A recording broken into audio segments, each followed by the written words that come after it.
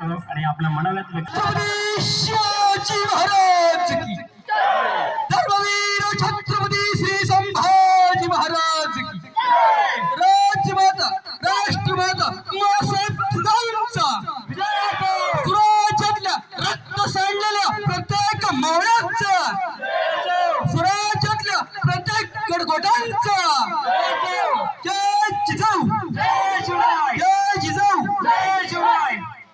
खरं तर स्वामी विवेकानंद एकदा अमेरिकेच्या व्यासपीठावरती बोलता बोलता बोलून गेले, अरे मी भाग्यवान आहे भाग्यवान, मी भाग्यवान आहे भाग्यवान. त्यावेळेस एकानं विचारलं, महाराज तुम्ही भाग्यवान कसे? त्यावेळेस स्वामी विवेकानंदांनी उत्तर दिलं, अरे कुठेही जन्माला या, हाँगकाँग मध्ये जन्माला या, अमेरिकेमध्ये जन्माला या, रशिकामध्ये जन्माला या, पण जो हिंदुस्थानात जन्माला येतो ना तो खरा भाग्यवान, तो खरा भाग्यवान. सर एक गोष्ट अभिमानाची सांगावीशी वाटते की आज जिजाऊ माँसाहेबांची जयंती अवघ्या महाराष्ट्रामध्ये छत्रपती शिवरायांच्या विचारांचा जागर होतो, संभाजी महाराजांच्या विचारांचा जागर होतो. पण सगळ्यात मोठी शोकांतिका वाटेल आपलं गाव सोडून, तालुका सोडून दुसरीकडं आज फक्त 4 ठिकाणी माँसाहेब जिजाऊंच्या विचारांचा जागर होतोय. अभिमानाची गोष्ट ही आहे, ज्या ज्या वेळेस कुठल्याही कार्यक्रमाला जाईल, ज्या ज्या वेळेस कुठल्याही कानेकोपऱ्यात, कुठल्याही खेडेगावात, कोणत्याही तालुक्यात, कोणत्याही जिल्ह्यात कार्यक्रमाला जाईल आणि जर मला विचारलं जिजाऊ जयंती सिंदखेड राजानंतर गेल्या 4 ते 5 वर्षापासून पुढे सुरू होते, तर अभिमानानं आणि स्वाभिमानानं छाती ठोकून सांगेल महाराष्ट्रामध्ये छत्रपती संभाजी महाराज नगर जिल्हा आहे, त्यात कन्नड तालुका आहे आणि कन्नड तालुक्यामध्ये आमचं कळंकी गाव आहे आणि त्या कळंकी गावात माँसाहेब जिजाऊंच्या संस्काराचा आजही जागर होतो. आजही इथं संस्कारांचा जागर केला जातो. वैद्य ने नजदीकी हमारी, वैद्य ने नजदीकी हमारी और बीमार लिख दिया, वैद्य ने नजदीकी हमारी और बीमार लिख दिया. हमने रोग पूछा उनसे, हमने रोग पूछा उनसे तो भगवे से प्यार लिख दिया. अरे हम करदार रहेंगे उस वैद्य के, हम करदार रहेंगे उस वैद्य के जिन्होंने हमारे नसीब में छत्रपति शिवाजी महाराज का नाम लिख दिया, छत्रपति शिवाजी महाराज का नाम लिख दिया. आपण ह्या महाराष्ट्राच्या मातीमध्ये राहतो. हा महाराष्ट्र म्हणजे नेमकं काय? जिजाऊंचा विचार म्हणजे महाराष्ट्र, जिजाऊंचा संस्कार म्हणजे महाराष्ट्र, शिवरायांचा विचार म्हणजे महाराष्ट्र. अरे माझ्या संभाजी राजांचं बलिदान म्हणजे माझा महाराष्ट्र. महात्मा ज्योतिराव फुलेंच्या क्रांतीचा साक्षीदार म्हणजे माझा महाराष्ट्र. अण्णाभाऊ साठेंच्या लोककलेचा वारसदार म्हणजे माझा महाराष्ट्र. बाबासाहेबांच्या लेखणीचा वारसदार म्हणजे माझा महाराष्ट्र. 109 हुतात्म्यांच्या बलिदानाचा क्रांतीचा साक्षीदार म्हणजे माझा महाराष्ट्र. आणि श्री छत्रपती शिवाजी महाराज, छत्रपती संभाजी महाराज यांच्या बलिदानानं आणि इथल्या प्रत्येक स्वराज्यातल्या रक्त सांडलेल्या बावळ्यांच्या बलिदानानं पावन झालेला माझा महाराष्ट्र, पावन झालेला माझा महाराष्ट्र.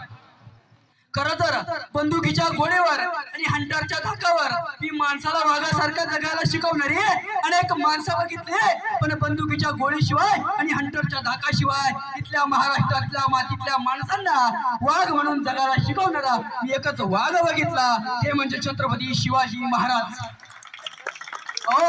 हातामध्ये तलवार घेऊन माणसं कापून स्वराज्य उभं राहत नाही, तर आपल्या पित्यानं निर्माण केलेल्या स्वराज्याच्या वाटेवरती चालावं लागतं नव्हे. या हिंदू धर्मासाठी प्राणाचं बलिदान देऊन आजही आमचा भगवा जिवंतपणे ठेवणाऱ्या आमच्या संभाजी राजांचा महाराष्ट्र एक नाही तर ह्या महाराष्ट्राच्या मातीला दोन छत्रपती बहाल करणाऱ्या आमच्या राष्ट्रमाता माँसाहेब जिजाऊ इतकंच नव्हे तर श्री छत्रपती शिवाजी महाराज आणि श्री छत्रपती संभाजी महाराज यांच्या शब्दाला मान देऊन ज्या मर्द मावळ्यांनी या मातीमध्ये रक्त सांडलं ना, त्या प्रत्येक मर्द मावळ्याला मी शिवव्याख्याता किशोर अशोकराव मगर पाटील तुमच्या टाळ्यांच्या गजरात प्रथमतः विनम्र अभिवादन करतो. या महाराष्ट्राच्या मातीची परिस्थिती कशी झाली होती? हा महाराष्ट्र गंजून गेला होता, पिंजून गेला होता. या महाराष्ट्राच्या मातीला कोणी वाली उरला नव्हता.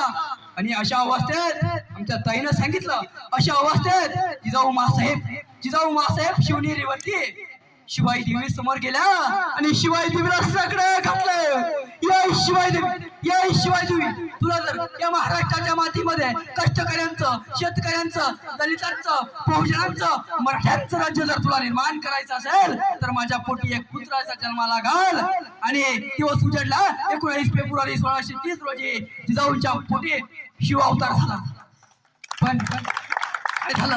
वाराही शांत झाला, वाराही शांत झाला, दगडाला पातर फुटला आणि बघता बघता जिजाऊंच्या पोटी शिव अवतार झाला. जिजाऊंच्या पोटी शिव अवतार झाला.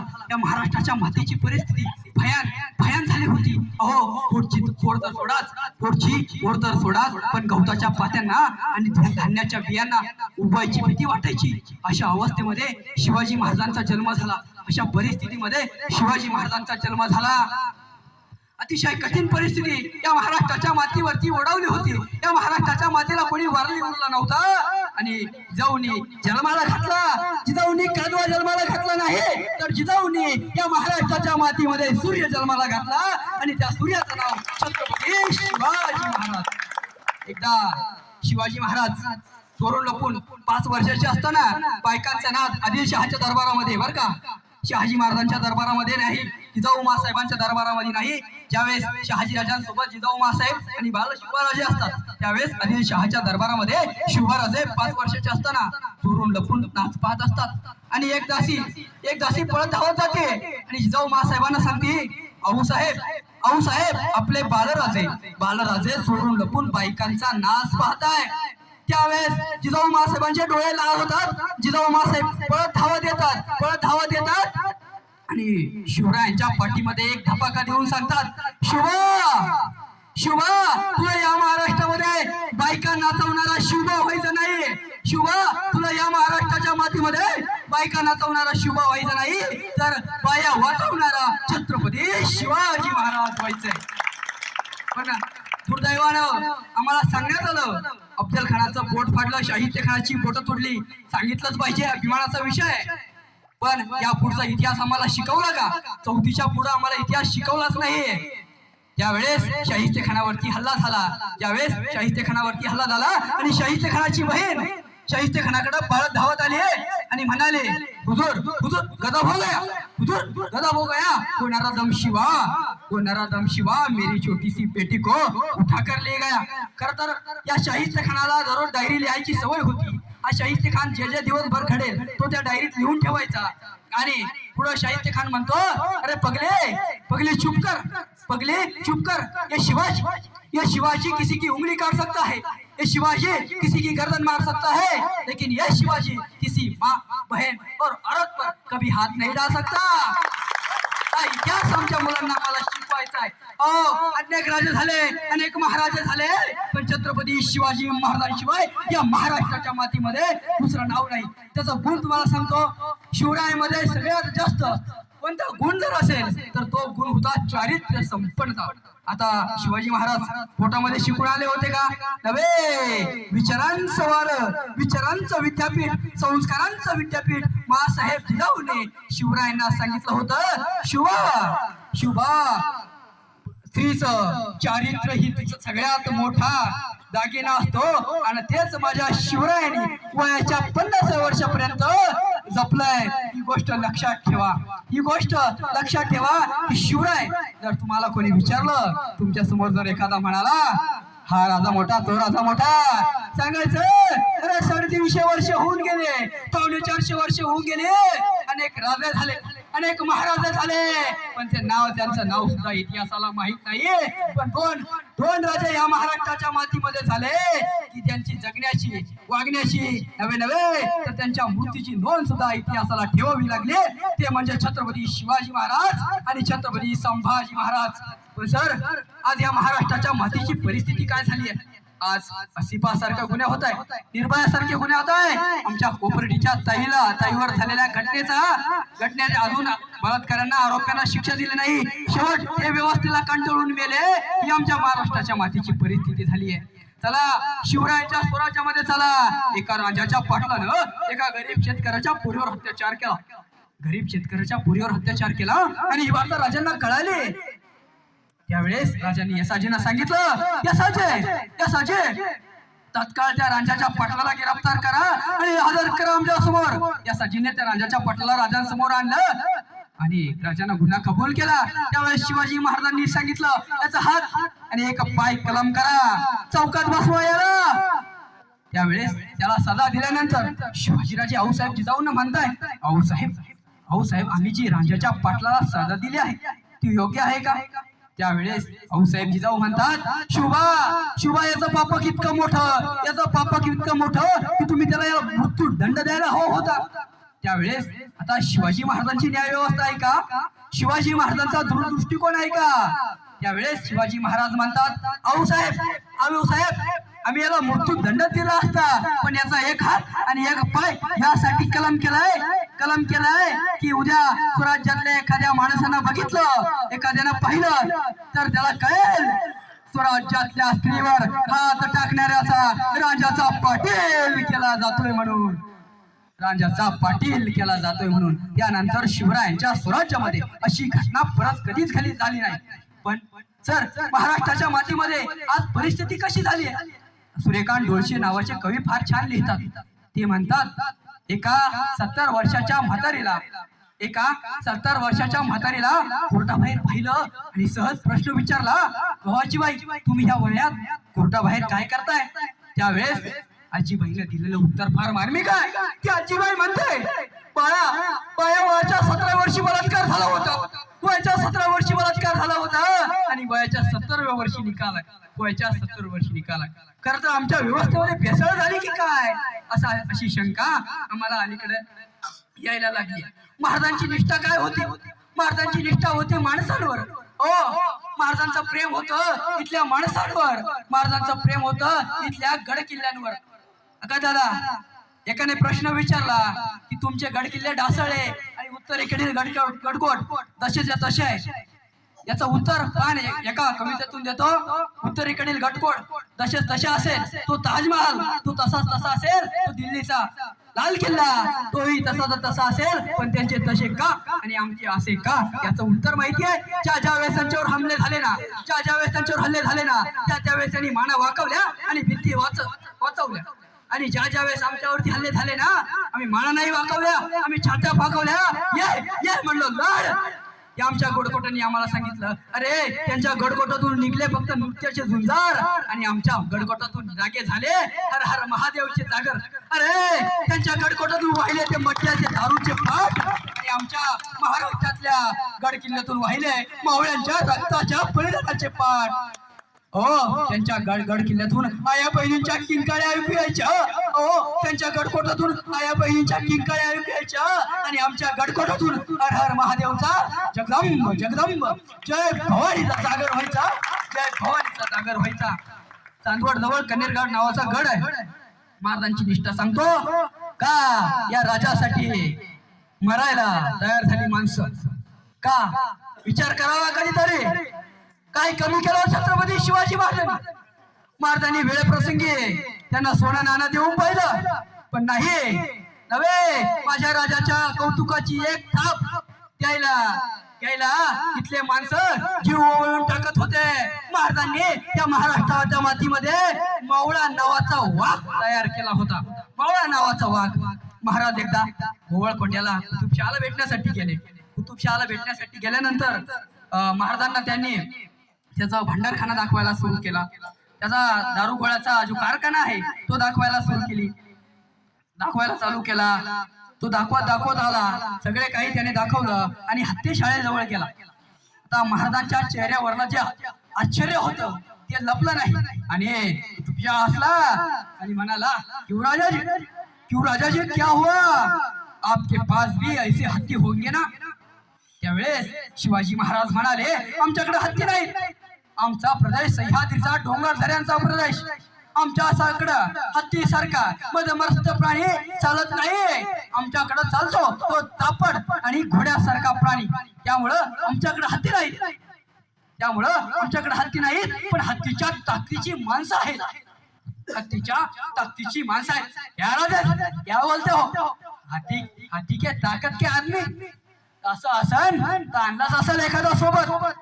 त्यावेळेस समोर असलेल्या यसाजींची नजर महाराजांकडे पडले आणि महाराजांची नजर यसाजी कंकांकडे पडले आणि त्या बलाढ्य हत्ती समोर झुंज द्यायला आमच्या यसाजी कंक नावाची हत्ती त्या हत्ती बरोबर झुंज द्यायला तयार झाली.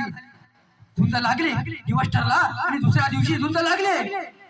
आता लोकांना वाटलं होतं यसाजी नावाचा शिवरायांचा मावळा ते मौत मारला जातो की काय.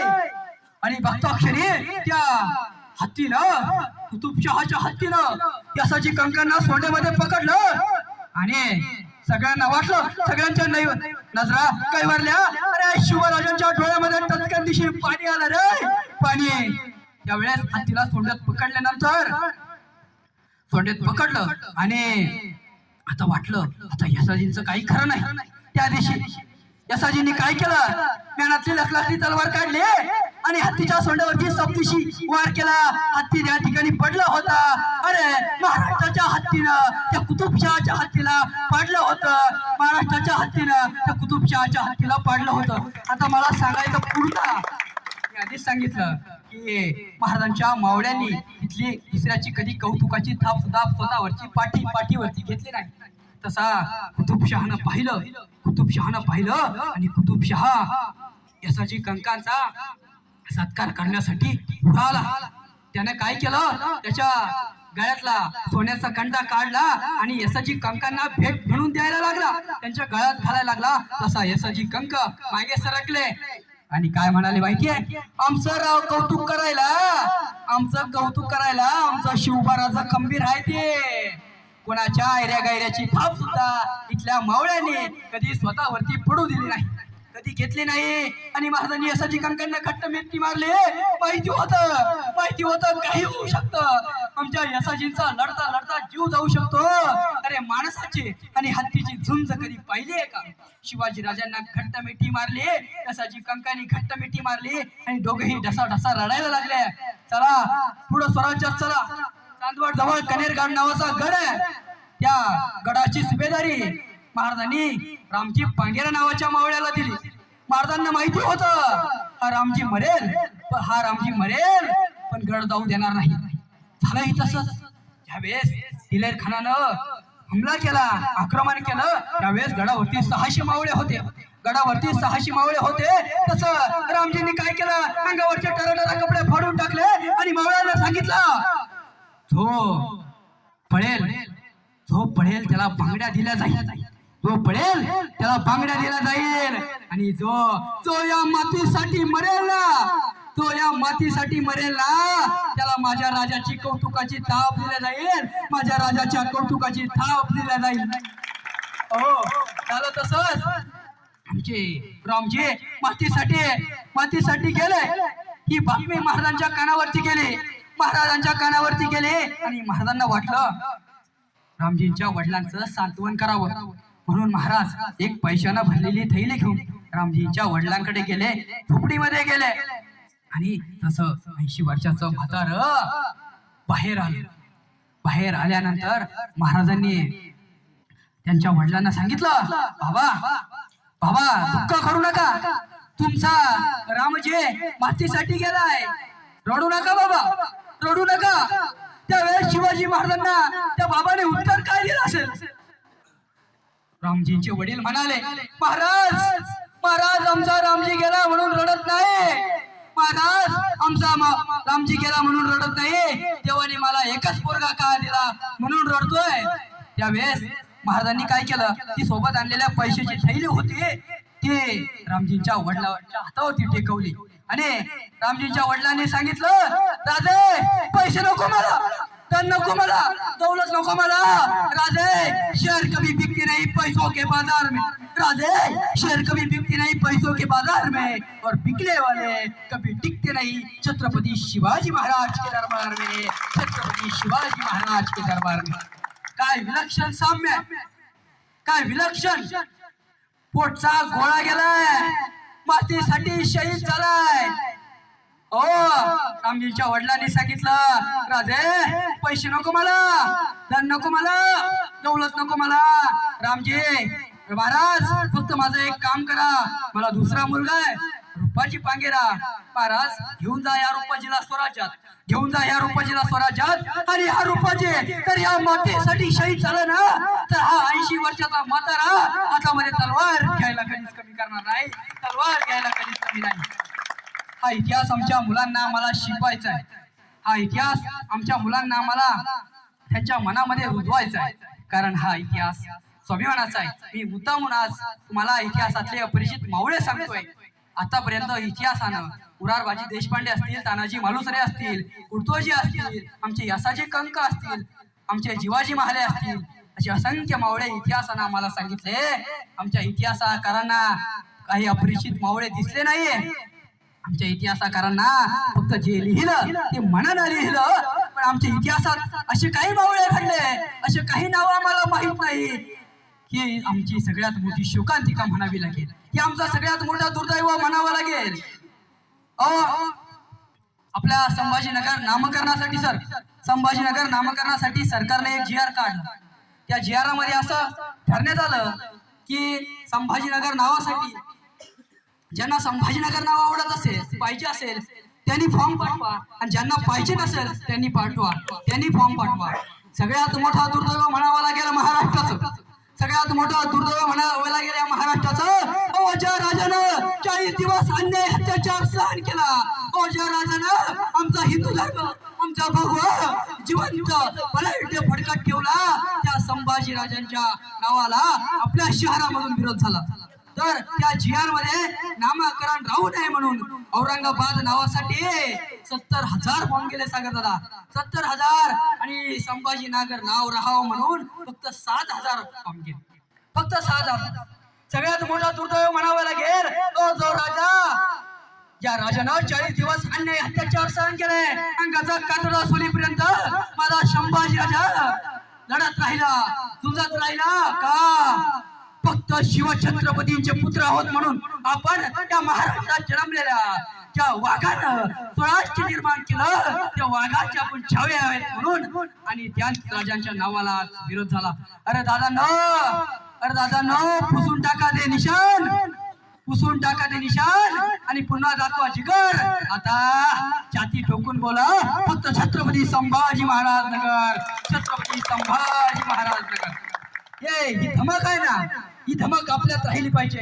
आजकाल काय झालं, कोणी उठत आणि म्हणतो धर्मवीर संभाजी महाराज स्वराज्य रक्षक होते की धर्मवीर होते, आणि कोणी उठत आणि म्हणत शिवाजी महाराजांना आदर्श झाले, कोणी उठत आणि म्हणत शिवाजी महाराजांचा गुरु कोण. अरे इतिहासाचा अभ्यास नसणाऱ्याने आमच्या इतिहासावर बोलू नये. त्या महाराष्ट्राच्या मातीत मराठ्यांनी जिवंत आणि ज्वलंत इतिहास घडवला, आणि यात मराठ्यांचा इतिहास सुवर्ण अक्षरांनी लिहून ठेवावा, इतका ओजस्वी आणि तेजस्वी इतिहास या मातीत घडला. राऊंड प्रश्न पडतो, छत्रपती संभाजी महाराज की ही जय म्हणणारी माणसं, अरे तुमची आमची पोलादी मनगट सह्याद्री सारख्या असणाऱ्या छात्या का शांत बसतात? राऊंड प्रश्न पडतो की ज्यावेळेस आमच्या महापुरुषांचा त्यांच्याच महाराष्ट्राच्या मातीमध्ये त्या मावळ्यांनी त्या मातीमध्ये रक्त सांडलंय ना, तर पाणी नाही किंवा रक्ताचे 1-2 थेंब 1-2 ml नाही बर का. शेवटचा श्वास जाईपर्यंत आणि तोंडातून शेवटच्या श्वासाचा दुराळा उडेपर्यंत या महाराष्ट्राच्या मातीमध्ये रक्त सांडलंय. मातीसाठी मरणारे अनेक असतात, मातीसाठी मरणारे अनेक असतात, पण या मातीवर शिवछत्रपतींचं नाव घेऊन या मातीसाठी मरणारे फक्त मराठेच असतात, फक्त मराठीच असतात. ही गोष्ट सगळ्यांनी लक्षात ठेवावी. इथून पुढं आमच्या कुठल्याही महापुरुषांचा अपमान झालेला आम्ही कदापि सहन करणार नाही. ही गोष्ट आपल्या धमन्यांमध्ये पेरती ठेवा, जिवंत ठेवा. आज माझ्या आया बहिणी या ठिकाणी उपस्थित आहे. ताईंनो लक्षात ठेवा, जर तुम्हाला एखाद्याने हात लावला तर तुमचा आई ग निघता कामा नाही. जर तुम्हाला एखाद्याने हात लावला तर तुमचा आई ग निघता कामा नाही. पण ज्यानं तुम्हाला हात लावलाय ना त्याला पापाच आठवला पाहिजे. इतकं जिजाऊंच्या नीतीप्रमाणे वागा. अरे तलवारीपेक्षा तीक्ष्ण या नजरेची धार आहे, तलवारीपेक्षा तीक्ष्ण या नजरेची धार आहे. भगव्याची रक्षिणी तू, भगव्याची रक्षिणी तू भवानीचा वार आहे. दुबळी समजू नको स्वतःला, तुझी जाऊनची लेख आहे, तुझी जाऊनची लेख आहे. जिजाऊंच्या लेखीला जिजाऊंच्या लेखीप्रमाणे वागला पाहिजे. दादांनो, आणखीन एक सांगतो, व्यसन आणि फॅशन करू नका. व्यसन आणि फॅशन करू नका. अरे व्यसन आणि फॅशन करून तुम्हाला मिळतं तरी काय? व्यसन आणि फॅशन करून तुम्हाला मिळतं तरी काय? अरे दारू, गुटखा, सिगरेट, तंबाखू मी म्हणल्यानं काही सोडणार नाही, पण व्यसन करू नका. मग तुम्हीच या देशाचे ज्ञानोबा राय, तुकोबा राय आणि छत्रपती शिवराय, छत्रपती शिवराय ही गोष्ट लक्षात ठेवा. पण दुर्दैव आज काय झालं, पिंकी पैसेवाली झाली, पिंकी पैसेवाली झाली, मुन्नी बदनाम झाली, मुन्नी बदनाम झाली आणि आमच्याच अब्रूची लक्तर आम्ही वेशीवरती टांगायला सुरुवात केली, वेशीवरती टांगायला सुरुवात केली.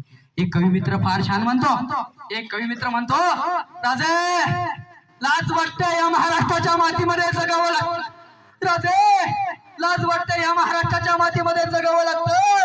आपल्या अब्रूची लक्तर अब्रू झाकण्यासाठी वापरावी लागतं.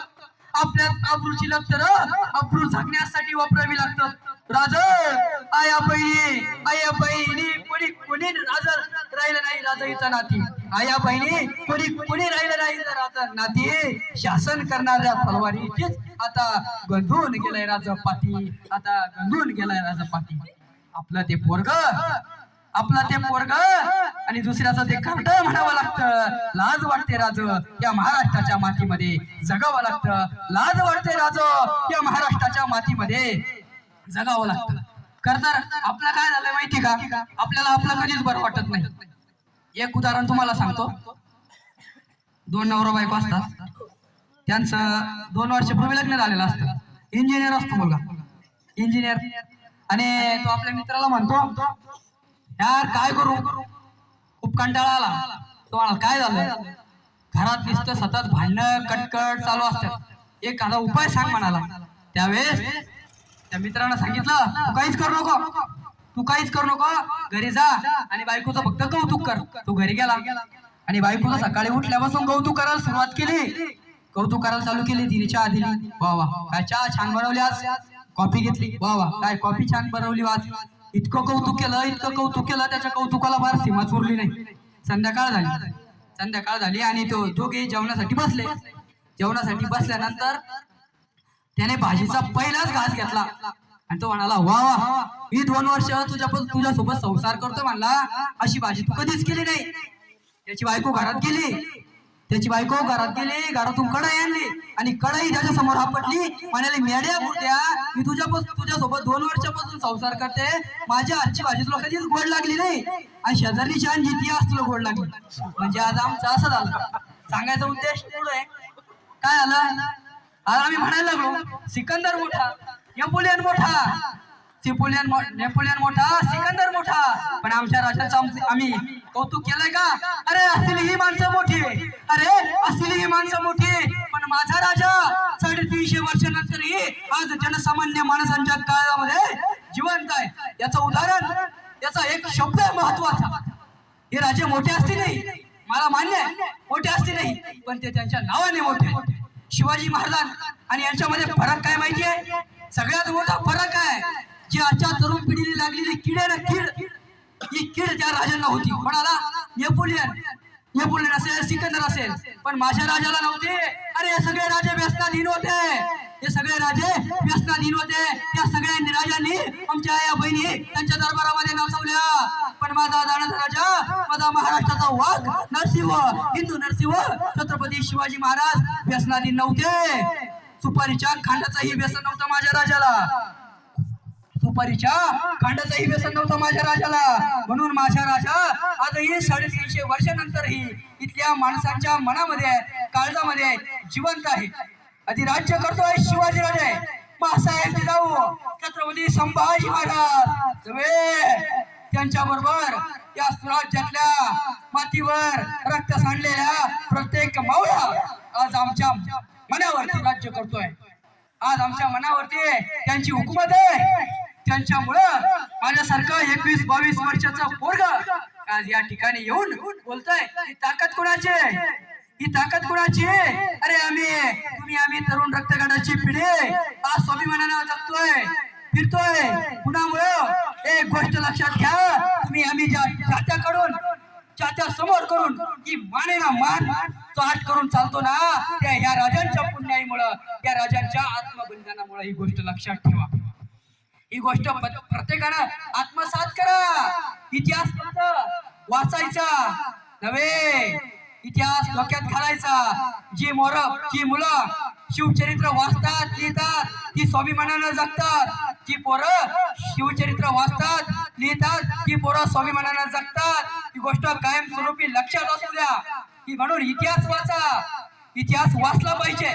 ज्या वेळेस इतिहास वाचू, अरे आपला इतिहास स्वाभिमानाचा आहे, अरे आपला इतिहास अभिमानाचा आहे, अरे आपला इतिहास हा अभिमानाचा इतिहास आहे. जिजाऊ मासाहेबांच्या संस्काराचा इतिहास आहे, शंभूराजांच्या बलिदानाचा इतिहास आहे. हा इतिहास प्रत्येकाने वाचावा. आता दुसरा गुण तुम्हाला सांगतो. माझा राजा चरित्र संपन्न कसा होता. माझा राजा आजही इथल्या प्रत्येक माणसामध्ये माझ्या राजाचं नाव काय? ज्या वेळेस बिरसाराजे आणि शिवाजी महाराज दक्षिण दिग्विजयाला निघाले, शिवाजी महाराज दक्षिण दिग्विजयाला निघाले, आंध्र प्रदेश मध्ये श्री शैलम महादेवाचं मंदिर आहे. त्या प्रत्येक मंदिराला 4 गोपुर असतात. प्रत्येक मंदिराला 4 गोपुर असतात. शिवाजी महाराज श्री शैलमला मुक्कामाला गेल्यानंतर महाराजांनी पाहिलं त्या मंदिराला फक्त 3च गोपुर आहे, 4था गोपुर बांधायचा बाकी आहे. त्यावेळेस शिवाजी महाराजांनी सांगितलं या मंदिराचं 4थं गोपुर बांधून पूर्ण करा. त्या मंदिराचं 4थं गोपुर बांधून पूर्ण करा. आंध्र प्रदेश मधल्या त्या मजुरांना प्रश्न पडला, अरे महाराष्ट्राचा जाणता राजा, महाराष्ट्राचा शिवाजी राजा आपल्या महाराष्ट्रामध्ये आंध्र प्रदेश मध्ये येतो आणि श्री छत्र शैलम इथल्या मंदिराचा 4थं गोपुर बांधून काढा असा हुकूम आपल्याला सोडतो. आतापर्यंत त्या मंदिरामध्ये अनेक राजे आले होते, आतापर्यंत त्या मंदिरामध्ये अनेक राजे गेले होते, पण कोणालाही वाटलं नाही या मंदिराचा 4था गोपुर बांधून पूर्ण करावा. तो वाटला फक्त छत्रपती शिवाजी महाराजांना. आता माग मोदी सरकारनं घोषणा केली होती की अरबी समुद्रामध्ये शिवाजी महाराजांचा भव्य अश्वारूढ पुतळा उभा करू म्हणून. काय झालं त्या घोषणाचं? काय झालं? चला 350 वर्षापूर्वी मागे चला, आंध्र प्रदेश मध्ये त्या मंदिराचा 4था गोपुर त्या मजुरांनी बांधून पूर्ण केला. आणि भोजनाची वेळ झाली, त्यांच्या जेवणाची वेळ झाली. जेवणाची वेळ झाल्यानंतर सगळे मजूर जेवायला बसले आणि त्यांच्यातले एकाने युक्ती सांगितले की महाराष्ट्रातला शिवाजी राजा, महाराष्ट्रातला जाणता राजा आपल्या तिथे येतो आणि मंदिराचा 4था गोपुर बांधून पूर्ण करतो. आपणच जर या राजाची मूर्ती, या राजाचं मंदिर जर या मंदिरात जर बांधलं तर त्या मजुरांनी काय केलं? वरिगाणी काढले आणि शिवाजी महाराजांचं त्यांच्या हयातीमध्ये असलेलं आंध्र प्रदेश मध्ये सगळ्यात पहिलं जिवंत स्मारक बांधून काढलं. माणसं मेल्यानंतर त्यांची स्मारक होतात, मान्य आहे, पण जिवंतपणे जर कोणाचं स्मारक झालं असेल तर छत्रपती शिवाजी महाराजांचं स्मारक झालं. पुढे झाला माझा राजा चरित्र संपन्न व कसा होता. मातेबद्दल जिजाऊ मासाहेबांनी एक गुण सांगितला होता. शिवाजीराजे स्त्री ही मराठ्यांच्या घरातली देवता आहे. शिवाजीराजे स्त्री ही मराठ्यांच्या घरातली देवता आहे. या स्त्रीच्या पदरालाही हात लागता कामा नये.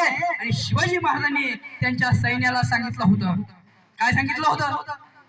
एक गोष्ट लक्षात ठेवा, तुम्ही स्वराज्यातील असो किंवा परकीय असो, पण स्त्रीच्या पदरालाही हात लावता कामा नये आणि शेतकऱ्याच्या मिरचीच्या देठालाही हात लावता कामा नये.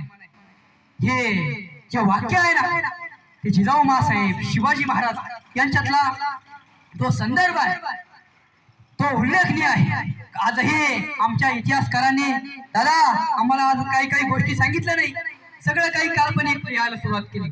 मी आधीच सांगितलं नवरा आणि बायकोच्या गोष्ट सारखं जे त्यांच्या मनाला वाटलं ते लिहून ठेवलं. पण आमच्या पोराने इतिहास सांगितलं का?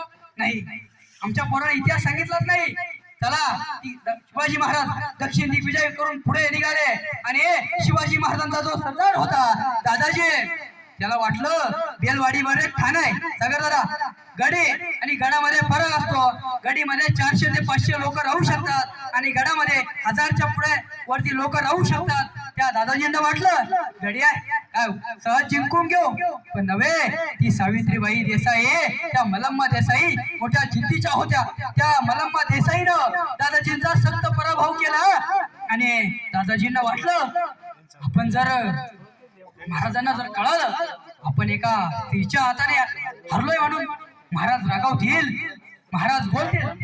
आणि दादाजींना काय केलं, आणखी सैन्य बोलवलं आणि त्या मलम्मा देसाईवरती आक्रमण केलं. ती गडी जिंकून घेतले, त्यांना अटक केली. अशा त्या मलम्मा देसाई 4 पावलं मागे सरकल्या आणि त्यांनी सोबत त्यांच्या तान्या बाळाला घेतलं आणि आता चला म्हणाल्या. दादाजींना शिवाजी महाराजांसमोर हजर करण्यात आलं. दादाजींनी त्या मलम्मा देसाईंना शिवाजी महाराजांसमोर हजर केलं. एक नजर त्या मलम्मा देसाईंकडे पाहिलं आणि एक नजर दादाजींकडे पाहिलं, एक नजर त्या तान्या बाळाकडे पाहिलं. तसं महाराजांनी काय केलं, त्या तान्या बाळाला आपल्या मांडीवरती घेतलं. चिटणीसांना इशारा दिले. चिटणीस आज गेले दुधाची वाटी घेऊन आले.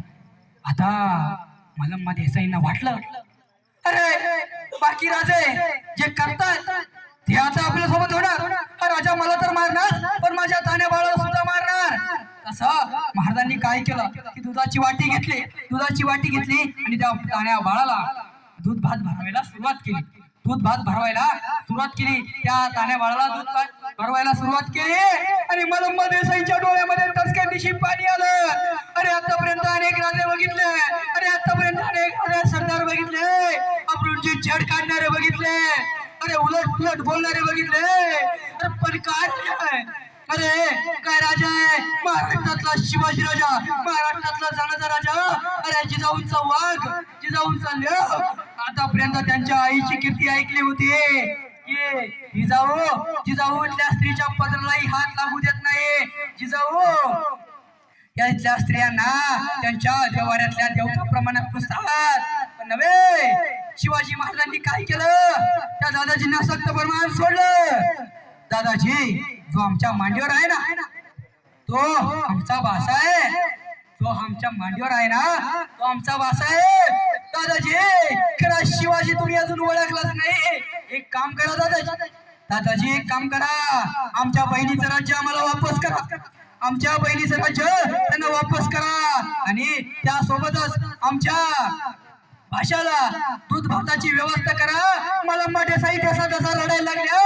अरे महाराष्ट्रातला शिवाजी राजा, महाराष्ट्रातला जनता राजा आंध्र प्रदेश मध्ये येतो आणि मला गिरफ्तार करून सुद्धा, त्यांच्या सरदारांनी गिरफ्तार करून सुद्धा माझी स्वाडी चोळी देऊन सत्कार करतोस. इतकंच नव्हे तर माझ्या लेकराची दूध भाताची व्यवस्था करतो. मलम्मा देसाई ढसा रडायला लागल्या आणि त्या मलम्मा देसाईंच्या मनामध्ये कल्पना सुचली.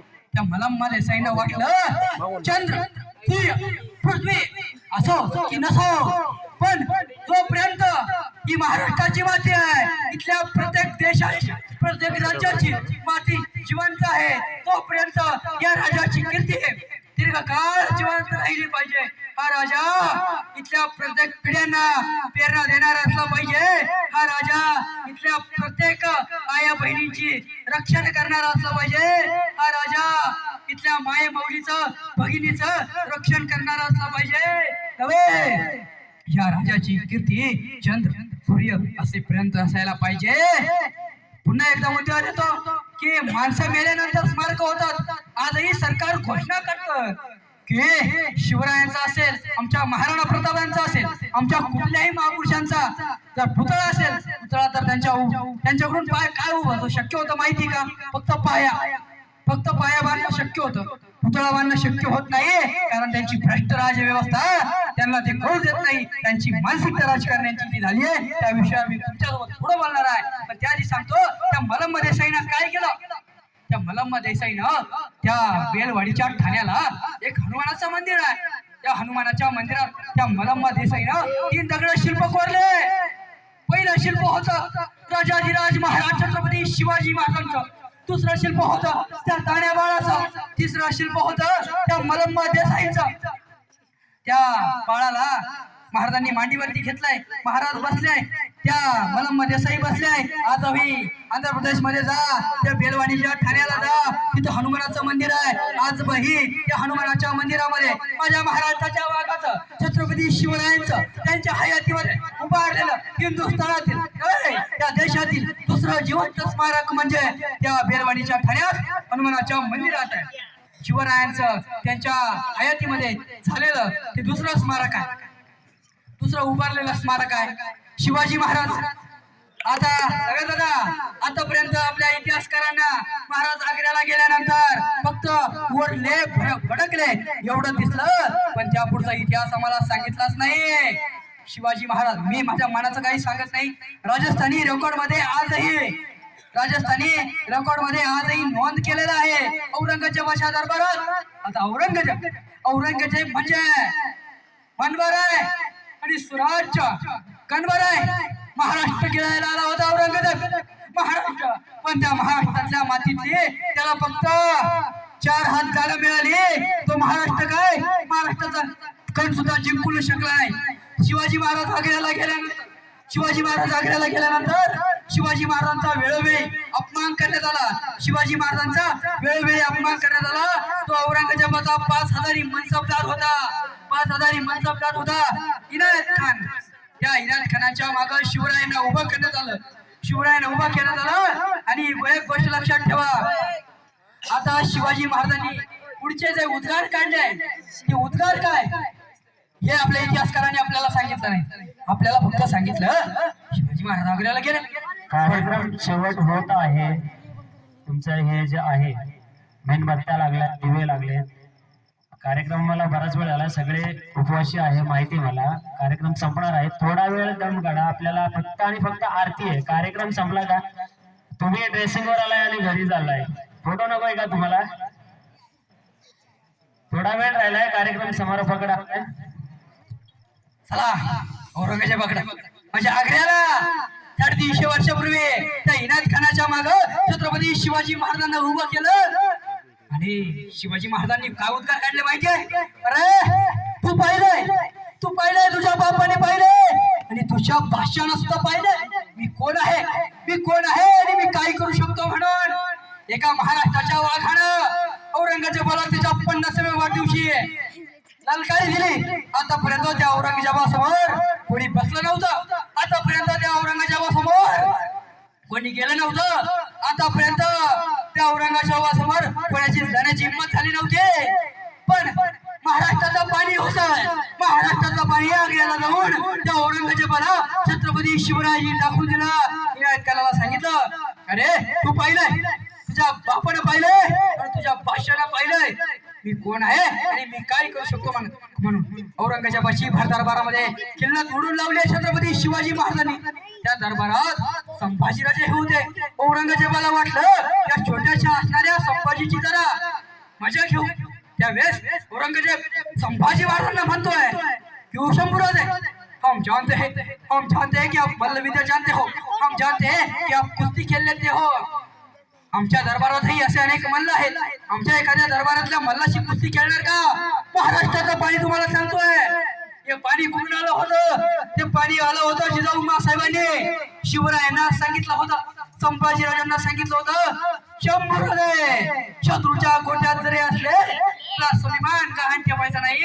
आणि आमची आई आज सांगते, बाळा शाळेमध्ये जाताना मधल्या सीटवर बस. ते पोरगा विचारतं का? आई म्हणते पुढून धडकलं तरी सुरक्षित आणि मागून धडकलं तरी तू सुरक्षित. ही आमची परिस्थिती झाली. पण जिजाऊंनी काय सांगितलं? शंभूराजे शत्रूच्या गोठ्यात जरी असले तरी आपला स्वाभिमान कधीच गहाण ठेवू नका. आणि संभाजीराजाने औरंगजेबाला उत्तर दिलं, औरंगजेबा हवेमध्ये मशाल पेटवून हवेला कधी जाळता येत नाही. अरे औरंगजेबा, हवेमध्ये मशाल पेटवून हवेला कधी जाळता येत नाही. समुद्रामध्ये तलवार चालवून समुद्राला कधी कापता येत नाही. आणि मारायचं असेल तर आत्ताच मार, नाहीतरी मराठ्यात जेवलात तुला 4 मुंड्या चित केल्याशिवाय सोडणार नाही. महाराष्ट्राचं पाणी होतं, जिजाऊच्या संस्कारांचं वारं होतं.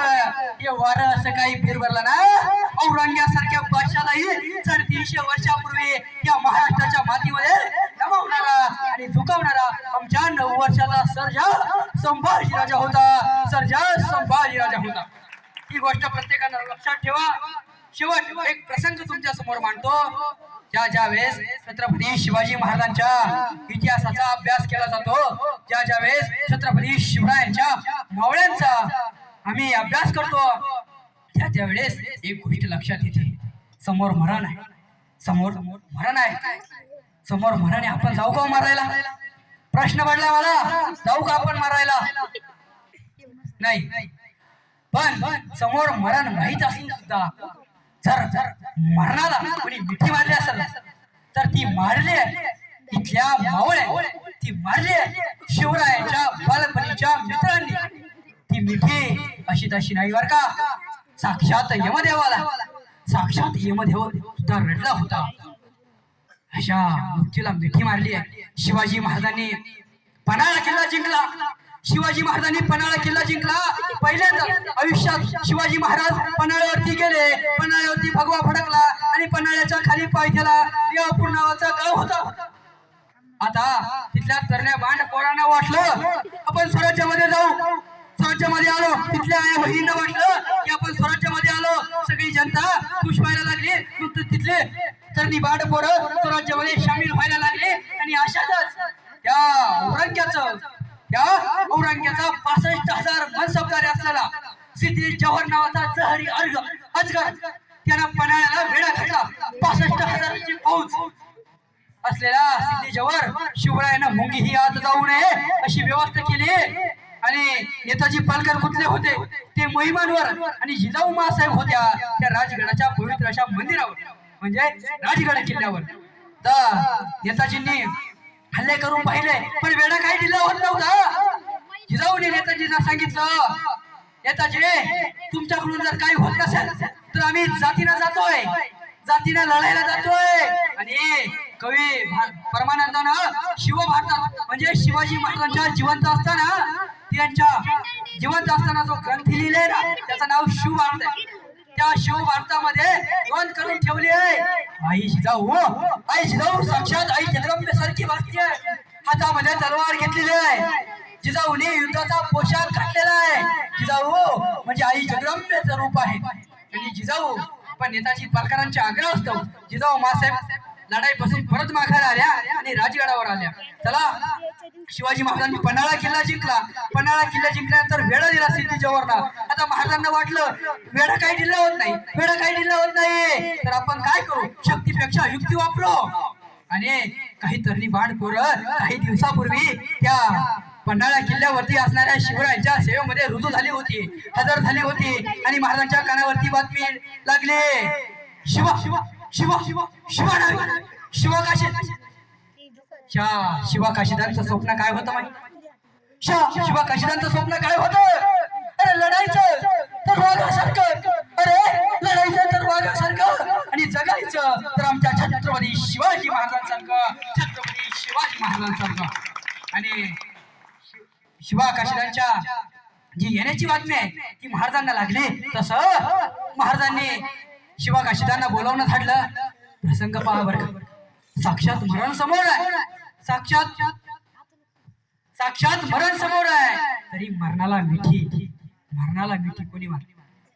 शिवाला बोलावणं धाडलं आणि शिवा काशीद येते झाले. आणि राजांनी शिवा काशीदांना पाहिलं आणि महाराज म्हणाले, ये शिवा ये. अरे आतापर्यंत आम्ही ऐकलं होतं तो आमच्यासारखा दिसतो, आमच्यासारखं बोलतो, आमच्यासारखं वागतो, पण आता साक्षात पाहिलंय शिवा. आतापर्यंत फक्त ऐकलं होतं पण तू तर छत्रपती शिवाजी महाराज दिसतोय शिवा.